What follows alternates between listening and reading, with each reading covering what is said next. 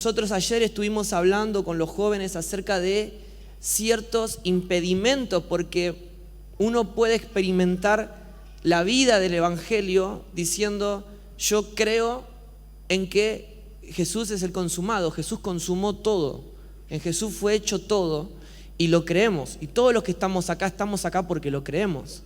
Todos los que estamos acá creemos que Jesús es el tesoro en el cual vale la pena perderlo todo. Creemos que Él es el pan de vida, que si comemos de Él nunca más tendremos hambre, y es más, tendremos vida eterna. Creemos que Él es la verdad, que Él es la vida, pero no vivimos conforme a lo que creemos. Nosotros vivimos como gente hambrienta, vivimos como gente sedienta, actuamos como gente que está insatisfecha, aunque creemos que en Él es la fuente de la satisfacción. Entonces, ¿por qué nosotros podemos vivir en un estado de hipocresía constante como iglesia? Si nosotros, la iglesia, Cristo es la verdad, y nosotros vivimos en un estado de hipocresía. ¿Qué son? Habría que preguntarse si son ciertas acciones, si son ciertos patrones, ciertos hábitos, identidades, traumas que hemos heredado.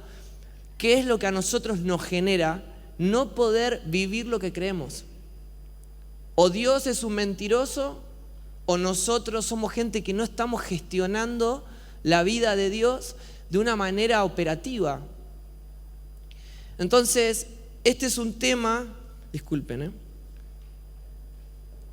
este es un tema que a mí me está chocando a mí. Yo cuando comparto estos temas, yo no predico capaz pensando en lo que puede hacer llorar a la gente o hacer pensar. A veces a mí eso no me interesa. A mí lo que me interesa es lo que Dios me está haciendo para transformarme a mí y lo que me está quemando en el corazón. Entonces, en este punto yo empecé a descubrir que estoy aprendiendo a expresar ese poder que tenemos dentro, que esa es la vida del Hijo de Dios, pero que hay muchas cosas que tengo que dejar de ser, no simplemente de hacer, sino de ser. El Evangelio es un éxodo de nosotros mismos constante. Entonces, trayendo esto, quiero que me acompañen en Hechos 7:37, y dice lo siguiente: este es el mismo Moisés que dijo a los israelitas: Dios les levantará un profeta como yo de entre sus hermanos. Este es el que estaba en la congregación en el desierto con el ángel que hablaba en el monte Sinaí, que estaba con nuestros padres, y el que recibió palabras de vida para transmitirlas a ustedes, al cual nuestros padres no quisieron obedecer, sino que lo repudiaron, y en sus corazones volvieron a Egipto. Pablo escribe esto 1000 años después a sus hermanos judíos, después de esa situación de Moisés, y empieza a hablar y empieza a hacer una imagen del verdadero Moisés, del verdadero libertador del pueblo, porque toda la historia de Moisés es una sombra de la historia de Jesús. Jesús es el verdadero libertador del pueblo. Jesús nos está sacando de la esclavitud de la muerte, de la esclavitud de este mundo, de la esclavitud del pecado. Jesús nos crea un éxodo, Él nos saca. Y Él dice, miles de años después, Pablo está diciendo: Moisés repudiado y el pueblo encima volviendo a Egipto. Él está diciendo, Pablo, lo que los judíos vivieron hace miles de años, hoy es vigente entre nosotros. Y después de miles de años, hermanos, créanme que sigue vigente entre nosotros. Aunque nosotros tengamos nuestro cuerpo dentro de la congregación, nuestros corazones se pueden volver a Egipto todos los días. Todos los días. Es urgente, es importante entender en qué dirección está caminando nuestro corazón. Nosotros vivimos en una sociedad en la cual todo tiene que ser rápido, todo tiene que ser urgente, todo tiene que ser álgido. Vivimos en una generación del TikTok, que todo, si lo que no me gusta lo paso porque necesito encontrar algo que me entretenga. Pero nosotros nos empezamos a basar en la velocidad de las cosas. Si las cosas no ocurren ya, es porque no están ocurriendo para nosotros. Pero las Escrituras y la vida de Dios nos empieza a entender que es más importante la dirección de las cosas antes que la velocidad de las cosas. Entonces, nosotros empezamos a preguntarnos, porque las Escrituras dicen: donde está tu corazón, ahí está tu tesoro. Y es una gran pregunta: ¿dónde está tu corazón? El termómetro de tu corazón es aquello que vos le dedicás tiempo. Nosotros ayer hablábamos con los chicos y le decíamos, vos podés ver una serie de Netflix durante 1 hora. En un día te podrías ver toda una temporada de cualquier serie de Netflix. Podés verte 4 o 5 capítulos de Bake Off sin ningún tipo de problema. Ahora, el que predica, está predicando más de 1 hora, decís, mirá, no, es un montón, se hizo muy largo. El problema no es la atención, sino el valor que nosotros tenemos sobre lo que estamos viendo y lo que estamos consumiendo. Nosotros no tenemos valor a lo que estamos consumiendo y no le damos valor a lo que Dios le está hablando a su iglesia. Nosotros vemos la comida dentro de la iglesia como si fuese un buffet. Esto lo como, esto no lo como, esto lo como, esto no lo como. Y no entendemos lo que Dios le está hablando a su iglesia. Ahora la pregunta es, ¿a qué le dedicas tiempo? Porque a donde vos le dedicas tu tiempo es donde está tu corazón. Y donde está tu corazón está tu tesoro. Y nuestro tesoro, nosotros decimos todos los días que nuestro tesoro es Cristo. Y empezamos a hacer un balance. ¿Dónde está nuestro tiempo? ¿Dónde está el tiempo con nuestros hijos? ¿Dónde está ese tiempo? ¿Qué hacemos con nuestro tiempo? ¿Qué hacemos con esa moneda que Dios nos dio? ¿La estamos enterrando en el entretenimiento? ¿La estamos enterrando en el trabajo? ¿La estamos enterrando? ¿Dónde estamos enterrando?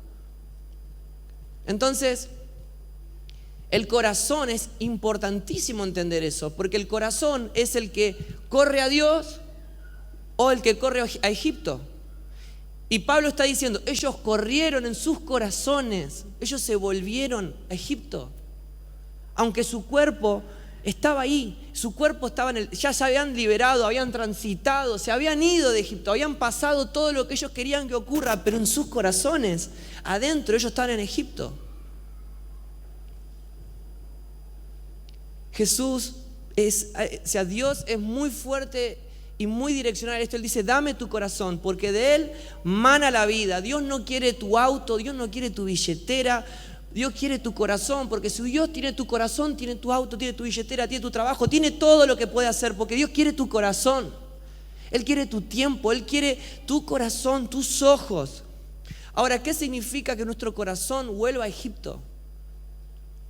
¿Qué significa que vos podés estar sentado acá, pero tu corazón puede estar en cualquier otra parte del mundo?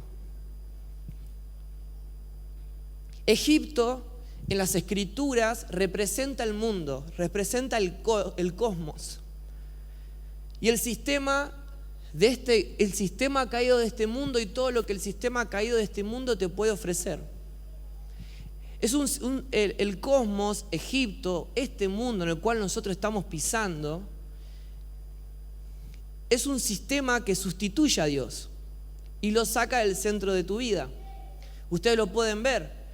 Todas las decisiones, todos los medios de comunicación, todas las canciones, todas las películas, todo lo que ustedes, los diarios, todo lo que ustedes puedan consumir, todo te está diciendo que saques a Dios del centro y te pongas a vos en el centro, que vos te sientes en el trono. Es constante. El cosmos es un sistema que todos los días martilla un poco más para decirte, sustituí a Dios, sacalo del centro de tu vida.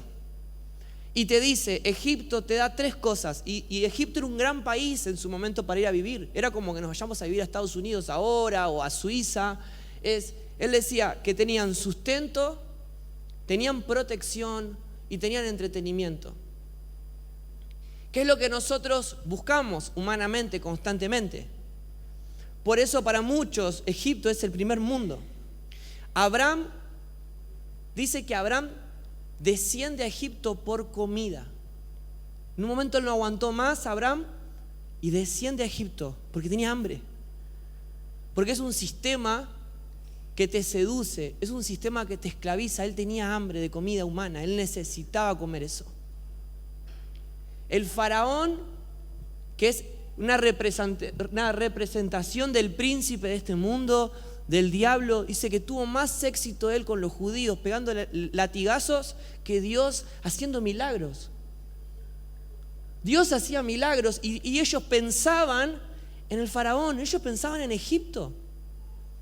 Hermano, nosotros pensamos en el pueblo de Israel, o pensamos en Judas, o pensamos en Pedro, y decimos, esta gente, ¿cómo pudo hacer todo esto? Pero nosotros somos ellos.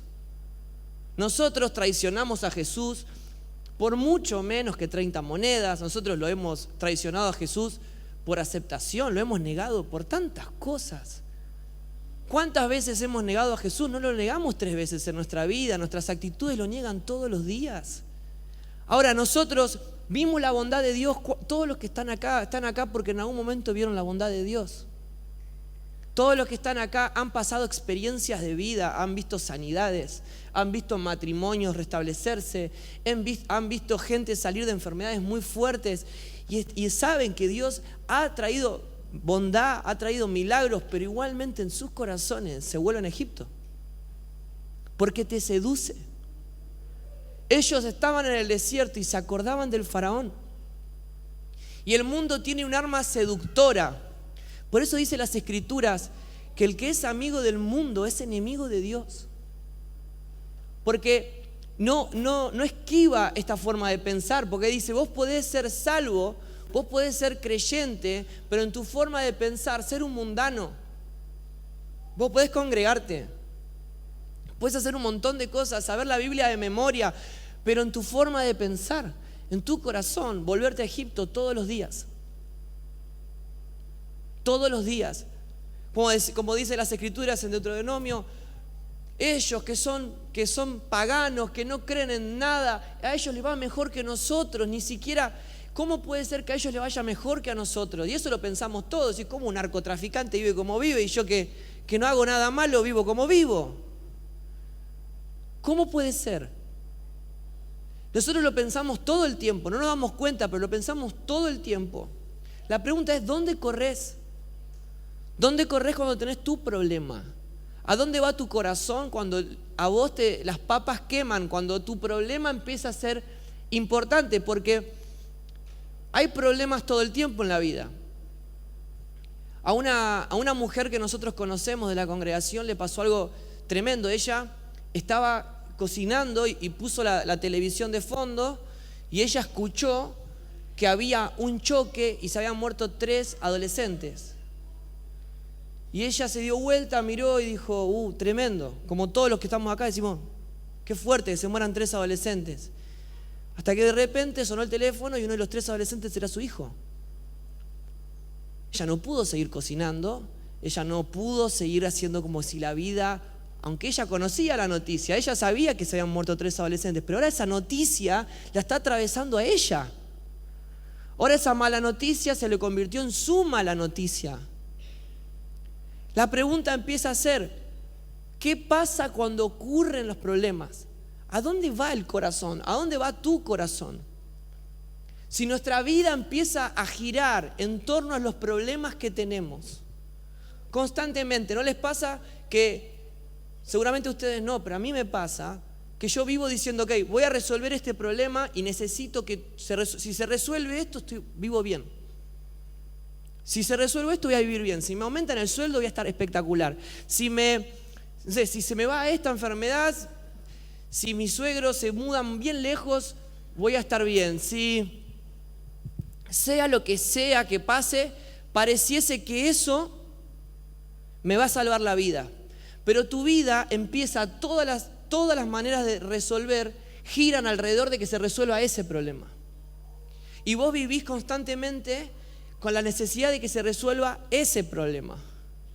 Y no solamente vas a tener un problema, no solamente vas a tener ese problema que vos ves, sino que también vas a ser gobernado por ese problema. Porque ahora todas tus decisiones van a pasar por ese problema. Tu acelere, tu desacelere, tus inversiones, todo van a cruzar por ese problema. Watchman Nee, un autor que a mí me encanta, él estaba preso. Cuando él cae preso, hay un testimonio, dice que un hombre era de la Revolución China y cuando lo meten preso, él se sienta en la celda y le toca en la celda con Watchman Nee. Este hombre no era cristiano, nada, pero de repente le toca con Watchman Nee. Entonces, dice que él veía pasar a los soldados de la China comunista todas las noches diciéndole, ¿vos vas a negar a Jesús? No. Y él dice, yo veía las palizas más horrorosas de esa cárcel. Yo he visto cosas tremendas que le hacían a él con tal de que él niegue a Jesús. Dice, y eso fue durante 11 años. Durante 11 años, todas las noches, era venir, preguntarle si él iba a negar, él decir que no, y que empiece la tortura. En un momento los separan y Watchman Nee le da una carta y le dice, necesito que le des esto a Witness Lee. Y quiero que le digas que yo nunca tuve fe en salir de la cárcel. Yo siempre tuve fe en Jesucristo. Porque a mí no me gobierna la cárcel, a mí me gobierna Jesucristo. Si vos, tu problema, lo único que te moviliza es tu problema, el problema te está gobernando. Y no te está gobernando Jesucristo, el Señor, nuestro Señor. Entonces, Abraham y Jacob descienden a Egipto. Ellos tienen una necesidad y la fueron a resolver. Pero Isaac, por ejemplo, que es la imagen de la gracia, no baja a Egipto. Él no bajó a Egipto. Miren, en Génesis 1:26 dice, después hubo hambre en la tierra, además de la primera hambre que hubo en los días de Abraham, y se fue Isaac a Abimelec, rey de los filisteos en Gerar, y se le apareció Jehová y le dijo, no desciendas a Egipto. Él está diciendo, no regreses a Egipto, habita en la tierra que yo te diré. Habita en la tierra que yo te voy a decir. No decidas volver a un lugar que yo no te estoy enviando. Y dice que salieron de Egipto y Dios los llevó por el camino más largo al pueblo de Israel. Y dice que pasaron por todos lados y el camino bien largo. Aunque Dios los podría haber llevado por el camino más corto. Pues decís, ¿por qué si Dios es Dios los llevó por el camino más largo? Bueno, hay una razón poderosa, hermanos. Miren, Éxodo 13:17 dice, y luego que el faraón dejó ir al pueblo, Dios no los llevó por el camino de la tierra de los filisteos que estaba cerca, porque dijo Dios, para que no se arrepienta el pueblo cuando vea la guerra y se vuelva a Egipto. ¿Por qué Dios los llevó por el camino más largo? Para que cuando vean guerra no se arrepientan y no vuelvan a Egipto. Hermano, cuando Dios te saca del mundo, Dios te saca para que vos no vuelvas al mundo. Cuando Dios te saca de Egipto, cuenta con que vos no vas a volver a Egipto. Dios sabe tus limitaciones, Dios sabe que si vos ves guerras, si vos ves lucha o ves problemas, volvés a Egipto. Dice más, hizo Dios que el pueblo rodease por el camino del desierto del Mar Rojo. Y subieron los hijos de Israel de Egipto armados. Ellos suben armados. Dice que Dios conoce tu corazón. Dios sabe qué es lo que te hace retroceder. Y te asegura ponerte en situación absoluta de dependencia de Él para no volver a Egipto. Vos sabés quién sos en Él, pero también sabés quién sos fuera de Él. Vos sabés quién sos y qué podés hacer dentro de Dios y quién sos y qué podés hacer fuera de Dios. ¿Para qué? Para no volver a donde fuiste rescatado. No vuelvas al lugar de donde vos saliste. Dios te sacó del mundo una vez y para siempre. Miren, Hebreos 10 dice, mas el justo vivirá por fe. Y si retrocediere, no agradará a mi alma. Pero nosotros no somos de los que retroceden para perdición, sino los que tienen fe para preservación del alma. Está diciendo, nosotros no retrocedemos, nosotros no avergonzamos, nosotros no volvemos al sistema, nosotros estuvimos ahí, nosotros tuvimos hambre, pero probamos el pan de vida que es Cristo y fuimos saciados eternamente. Ahora nuestra hambre es del pan de vida. Vos podés comer helado porque te encanta el helado, pero el helado nunca, a un momento tenés hambre de comida. No sé si les pasó a ustedes tener hambre y te digan, mirá, ahí tenés unas papas fritas. Sí, papas fritas de Lay's, ¿no? O sea, o un alfajor, mejor. O sea, mirá, no tengo hambre de un alfajor, tengo hambre de una hamburguesa, no sé, de un bife, de unas pastas, tengo hambre de comida. Nosotros cuando probamos a Cristo, es hambre de Él y no de otra cosa. Fuimos saciados de este mundo, no lo necesitamos, ahora necesitamos de ese pan. Porque hemos probado y no queremos otra cosa. Cuando alguien peca, es porque consideró anteriormente pecar. Cuando alguien vuelve a Egipto es porque empieza a considerar volver. Y las Escrituras está diciendo, ni siquiera consideres en volver. Ni siquiera consideres, ni siquiera negocies con Egipto. Ni siquiera negocies con Egipto, porque Egipto quiere alimentar tu deseo de posesiones todo el tiempo. Egipto quiere alimentar tu deseo de posición en el mundo todo el tiempo, pero si no estás completo con lo que tenés hoy, nunca vas a estar completo con lo que deseás.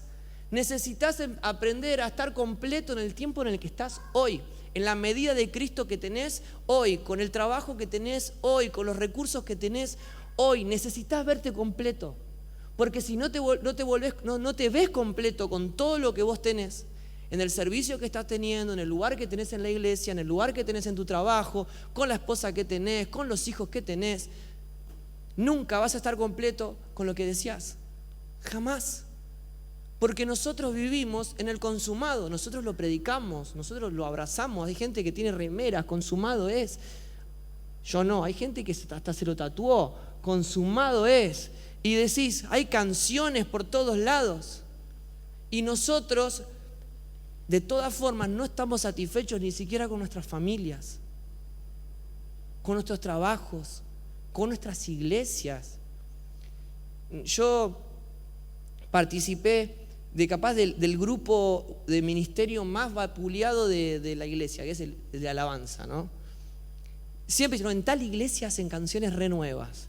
En tal iglesia siempre hay algo que hay insatisfecho. Ni siquiera, hermano, agradezcan con lo que tienen, porque es lo que Dios le está dando hoy.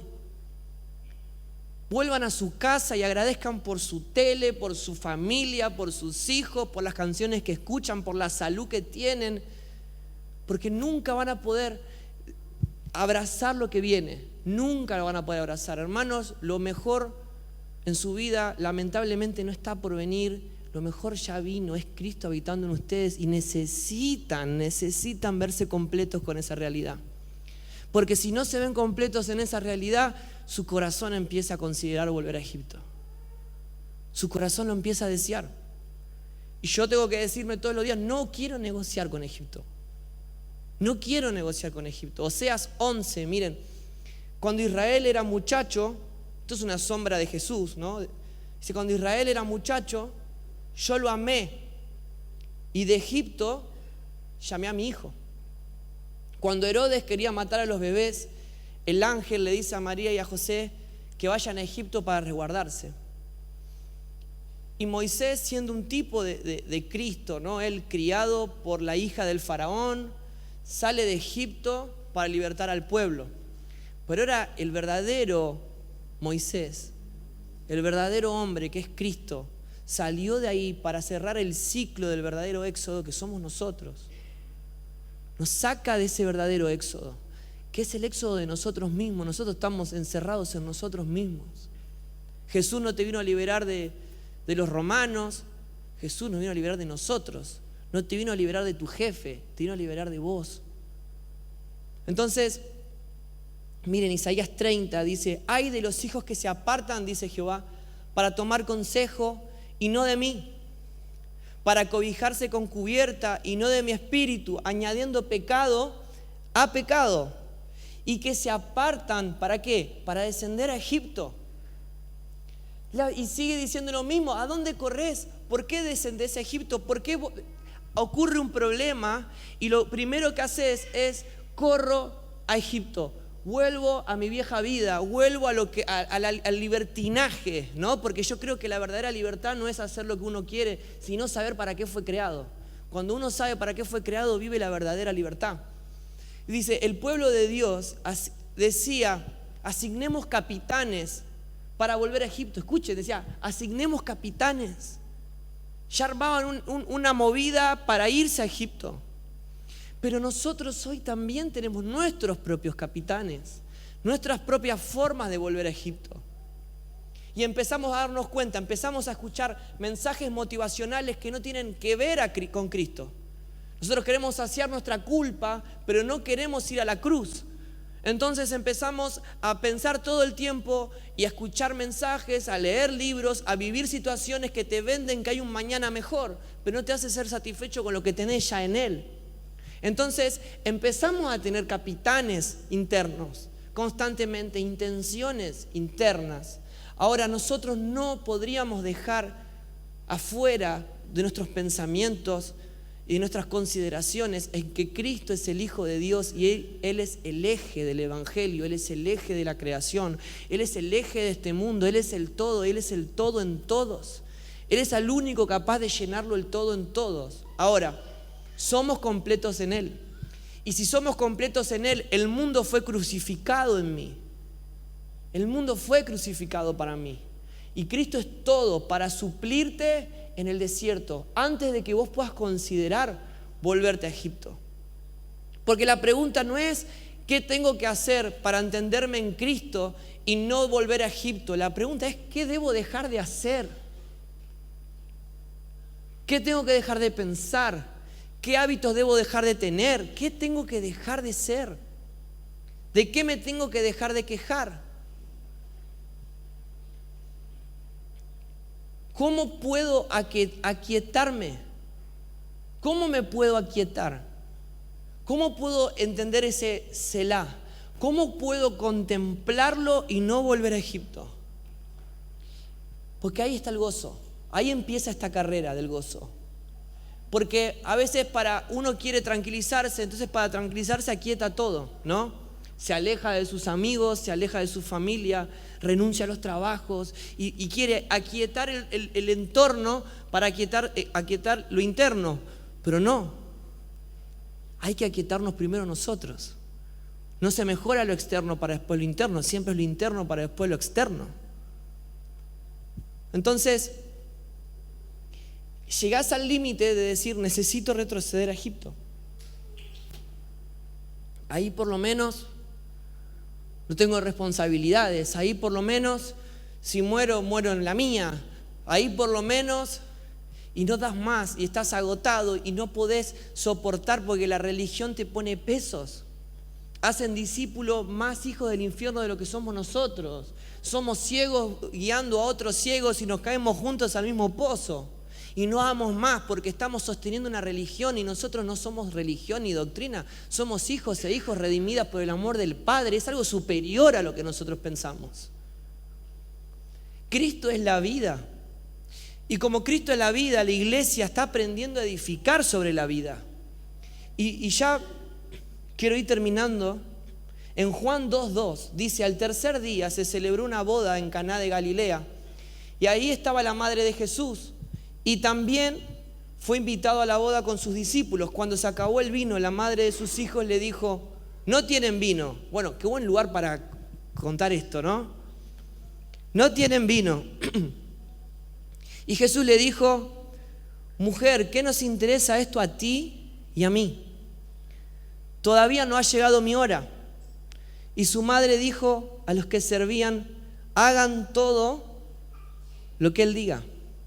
Y ahí había 6 tinajas de piedra puestas para ser usadas en el rito de la purificación de los judíos. En cada una cabían 2 o 3 cántaros. Jesús le dijo, llenen de agua las tinajas, y las llenaron hasta el borde. Entonces le dijo, saquen ahora un poco y llévenlo al mayordomo. Y se lo llevaron y el mayordomo probó agua convertida en vino, sin saber de dónde era. Pero los que servían, que habían sacado el agua, lo sabían. Entonces el mayordomo llamó al novio y le dijo, todo hombre sirve primero el vino bueno y cuando haya tomado bastante entonces el inferior. Pero tú has guardado hasta ahora el vino bueno. Este principio, dice, este es el principio de sus señales. Jesús hizo en Caná de Galilea y manifestó su gloria y sus discípulos creyeron en él. Y esto es increíble, dice, este es el principio de sus señales. Los milagros no son milagros para resolver problemas presentes. Los milagros son señales, porque señalan algo mucho más grande que el milagro. Nos dirigen a alguien superior, nos dirigen al Dios de los milagros. El eje del Evangelio no son las cosas de Dios, sino el Dios de las cosas. La señal indica que hay un destino posible si nosotros seguimos la señal. El milagro es una señal. Nos gozamos con el milagro porque el milagro es una señal. Señala al señalado por las naciones. Y dice las Escrituras, en el tercer día hubo una boda. ¿Y qué es en el tercer día? En el tercer día, vamos a ir un poco más allá. Dice que en el tercer día es la imagen de la resurrección. Jesús resucita el tercer día. Si ustedes van viendo cronológicamente toda la historia, empiezan a decir en el día 1, en el segundo día, y hasta de repente cuando vuelven a esta historia dicen, pero al tercer día, y empieza a hablar del poder del tercer día, y empieza a hablar la imagen de la resurrección. Jesús resucita el tercer día, y todo ocurrió ahí. Ahí fue donde fue el poder de la resurrección. Nosotros hoy, aunque estemos en el final del 2024, nosotros habitamos en el tercer día. Nosotros habitamos en el día del poder de la resurrección. El poder que levanta a Cristo que habita en mí. El poder que vació la tumba. El poder en el cual había un pesebre que estaba vacío. Una tumba que estaba vacía, pero ahora su trono está ocupado. Ahora Él está sentado en lugares celestes. ¿Por qué? Porque Cristo gobierna. Y ese espíritu vivificado está vivificando hoy mi cuerpo mortal. Y la boda representa la extensión de la vida. Cada vez que alguien se casa está diciendo, extiendo mi vida. Yo decido creer en la edificación de la vida. Decido avanzar. Entonces nosotros edificamos y comenzamos en Cristo, en el principio, y transcurrimos en esa vida de Dios en nosotros. Dice que la vida eterna vino a morar en nosotros y nosotros decidimos edificar sobre esa vida eterna. Juan dice, Él es la vida y el que tiene al Hijo tiene la vida. Mateo 9:15 dice, Jesús le dijo, ¿acaso pueden los que están de bodas tener luto, entre tanto que el esposo está con ellos? Pero vendrán días cuando el esposo les será quitado y entonces desayunarán. Está diciendo Mateo, hermanos, no confundamos las bodas con los funerales. No confundamos. ¿Qué estamos acá? Acá estamos de boda. Acá estamos en un casamiento, ¿okay? Porque el novio habita en y entre nosotros. Esto es una boda, esto es una celebración. Esto no es un funeral. Nosotros estamos viviendo la edificación de la vida. Estamos continuando la vida. Y María en ese momento es la representación de nosotros, del hombre natural, que no se da cuenta que está en el tercer día, aunque lo está pisando. Que no se da cuenta que está enfrente de Dios y que está ocurriendo algo impresionante, aunque lo está. Y ella es la representación, no se da cuenta que habita en el tercer día. Que todo era una señal para explicar cosas eternas. Y dicen, se acaba el vino. Y el vino en una imagen del Espíritu Santo. Jesús le dice, ¿qué tienes conmigo? ¿Por qué vos y yo no vemos lo mismo? Le dice. Vos estás viendo una fiesta sin vino. Vos estás viendo una fiesta sin vino, pero yo estoy viendo una señal. Hermano, nosotros algunos están viendo un domingo, una prédica de domingo, una tarde de domingo, un café o un mate de domingo.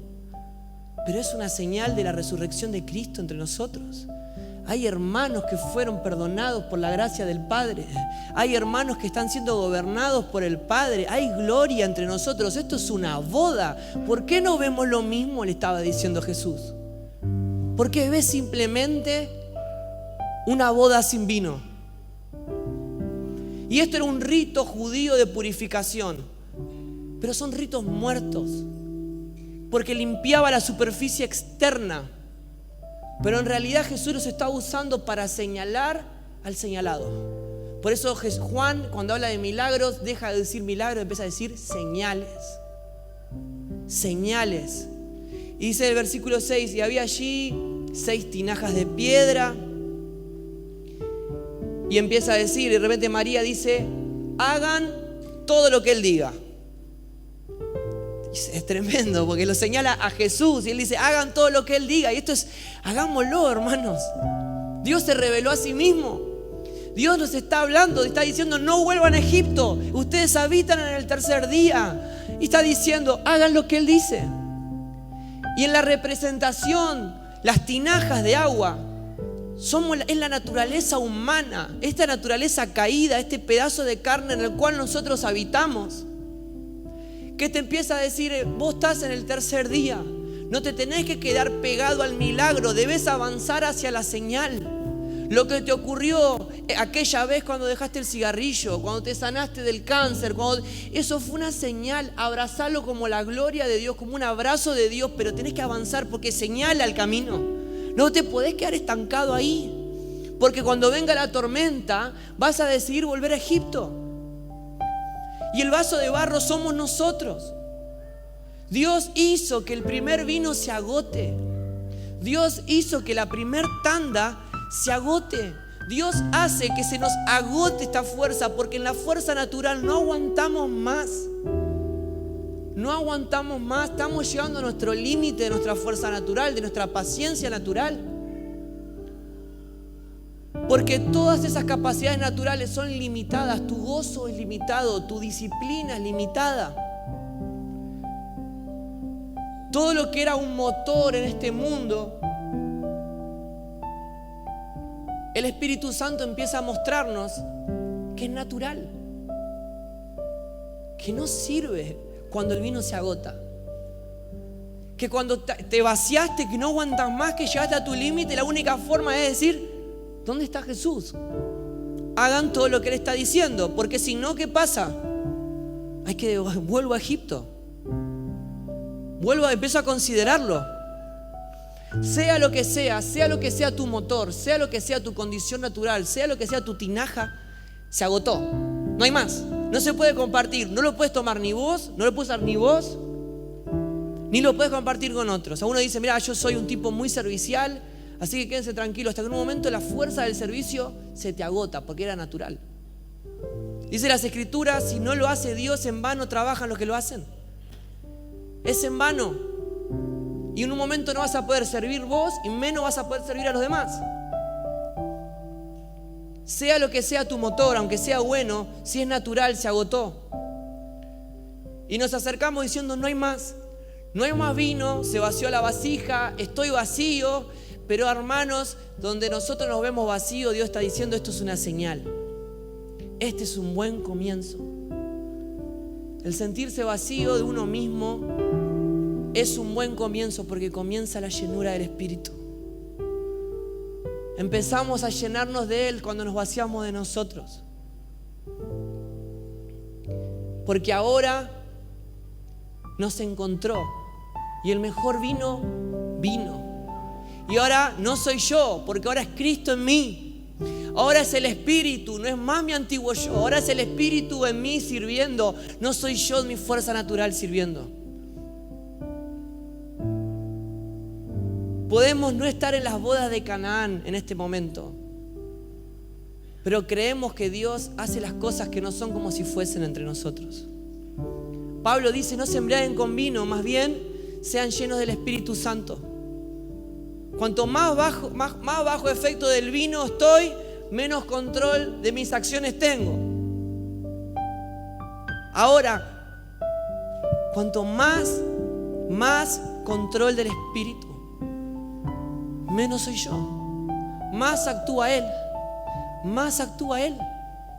A todos los que están agotados en esta tarde, el Espíritu nos dice, haga lo que Él dijo. Hay una señal. Juan dijo, Él es el Cordero. No soy yo. Yo soy una voz que clama en el desierto diciendo, a Él señalo.